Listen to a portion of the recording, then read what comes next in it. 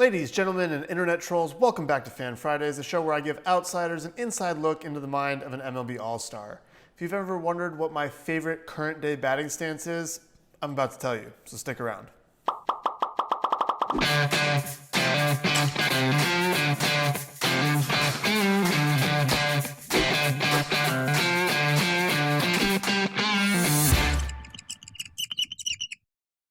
As we always do, we're going to answer some questions from my YouTube family first. So question number one, what are some things you don't know about being a big leaguer unless you actually become a big leaguer?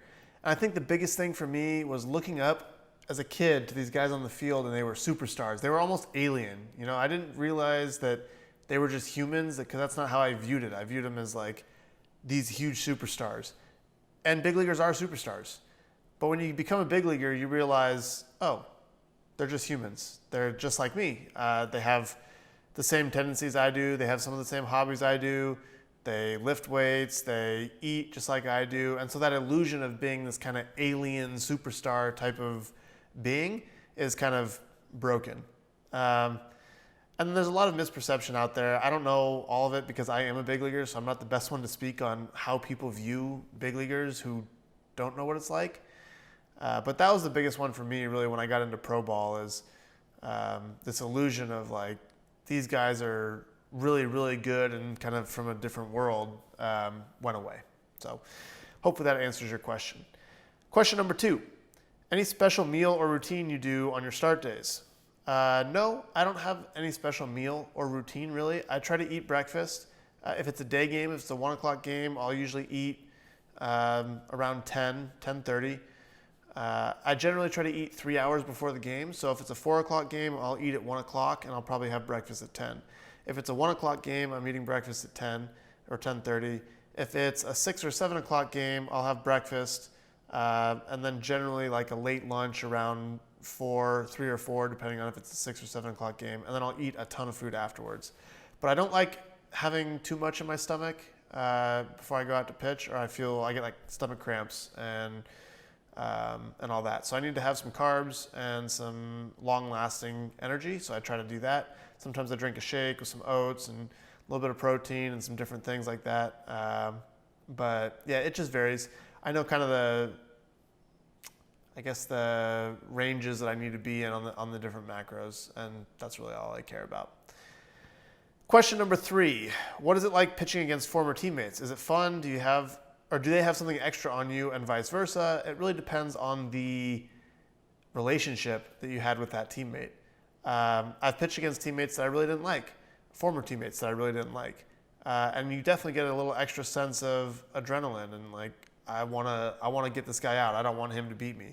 I've pitched against former teammates that I really like, and it's kind of a joke, and not a joke, but it's fun. There's a jovial nature. We're talking about it before the game. We're talking about it after the game. It's fun. It's true competition, but it's fun. And there's other times where I pitch against former teammates that it just doesn't really matter. It doesn't change anything. It's like you kind of give them a head nod, like, hey, good to see you, and then you do your job. So it really depends on the relationship that you have. And then matching up against, former teammate pitchers or something. Sure, this is kind of the same thing. Not so much as a hitter on the dislike part. But usually if it's one of your boys, like, you want to make sure that you're better than him and you win and he doesn't. So a little bit more that way on the pitching side. But hopefully that answered your question. And now for some questions from my fans at trevorbauer.com. Lucas Berg says, do you pay attention to your stats, and what stats do you find most important as a pitcher? All right, I look at stats as a tool. You got to use the right stat for the right job. I do look at my stats. I look at a lot of different stats, but I try to pick the ones that are going to help me answer the question that I'm trying to figure out. Sometimes that question is, how good was I today? Sometimes that question is, why is my changeup not getting the swing and miss that I think it should? Sometimes that question is, why am I giving up so many home runs? Or what's making me so successful? What changed that all of a sudden now I'm having a good string of starts? So it really just depends on what question you're trying to answer. It falls into my kind of framework of, I need to know where I am, where I want to go, and then I need to figure out the process in the middle and how I'm going to evaluate it. And then you just continue doing that, and eventually you get to where you want to go. Some of the tools that help you along that process are stats. And that's how I look at it. So I'm not someone to just go and look at my stats and say, oh, look at that shiny batting average against, or man, my ERA is so good. Every now and then I'll just check in and see kind of where I rank in certain things relative to the league, because it gives me a general idea of how good I'm doing. I hold myself to the standard of being the best pitcher in the league. That's what I'm shooting for every single year, every single time out. And so I get a general sense of like, okay, how well am I doing at that? And then I go right back to, well, okay, I'm not where I want to be, so how do I fix that? How do I get better? What stat do I look at? What process do I design to try to make myself better? So hopefully that answers your question. Question number 5 comes from Ian Hunsiger, who says, what was the longest at bat you've had in your career? And I honestly don't know this answer. I really don't. It has to be like 14 or 15 pitches, something like that. But I really have no clue. So I think someone sent me a list of it one time. I don't remember where or who. But yeah, I really don't know the answer to that question. I would guess, if I had to guess, I'd guess 16 pitches. But I really don't know. Question number 6 comes from Connor Nichols, who says, what is your favorite or most spectacular defensive play from the mound? This one grinds my gears. I have 2 plays that I really want to make from the mound. I want to catch a comebacker behind my back. See, when I finish off, I fall towards first base, and my right foot crosses in front of my left foot, so I'm really off balance. So anytime a ball is hit back at me, if it's hit towards first base, I can continue running that way and flag it down. That's easy. If a ball is hit at me or even slightly, I mean, I'm talking like maybe 6 inches or 12 inches to my right or towards third base, I have a very hard time like twisting and getting over there and resetting my balance before the ball's by me. So my solution to this is to get good at catching balls behind my back. So some people have seen me shag BP, and I catch balls behind my back all the time, and they think it's just for fun. And it is fun, but it's also me trying to practice in some way, positioning my glove in the right position to be able to catch a comebacker like that. I actually lost a no-hitter in college with 2 outs in the 8th inning on that play, and I tried to get the ball and like got stuck like about in this position, and then the ball passed about right here, and I just couldn't get to it, and I lost a no-hitter because of it. So that would be one of them, is catching a ball behind my back. The other one is a bunt down the third baseline and sliding, grabbing the ball with my bare hand, popping up, and throwing the guy out at first. I've attempted that a couple different times. I've successfully picked the ball up, popped up, and thrown to first base, but I've never actually gotten the guy out.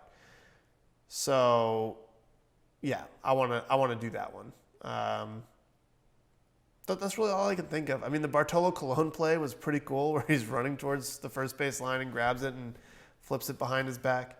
But yeah, those are my 2: catching one behind my back and the pop-up throw on a bunt.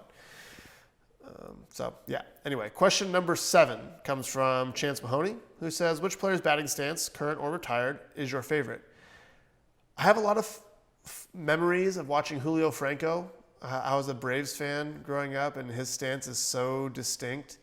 I mean, Gary Sheffield was one of them as well. Craig Counsell, some of the really good ones. But today, my favorite current stance is probably Anthony Rendon.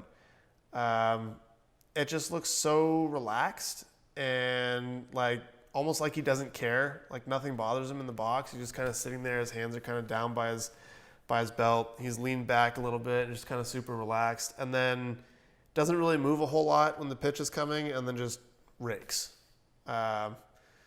So that's one of my favorite ones out there. I don't pay attention to batting stances nearly as much as I used to as a kid, because I see hitters in a much different light now, because I'm trying to get them out. But yeah, Rendon's stance is pretty cool. Bellinger's is pretty cool, the kind of really tall, straight up and down, and then mash. There's a lot of good ones, but I'd go with Rendon for right now. So that's all the questions from you guys, and now I get to ask you a question of my own, and that question is, what's the best trash talking line that you've ever heard? There's going to be no fans in the stands this year, and there's going to be a lot of trash talk. You're going to be able to hear everything. We've been having scrimmages recently, and you can hear everything being said.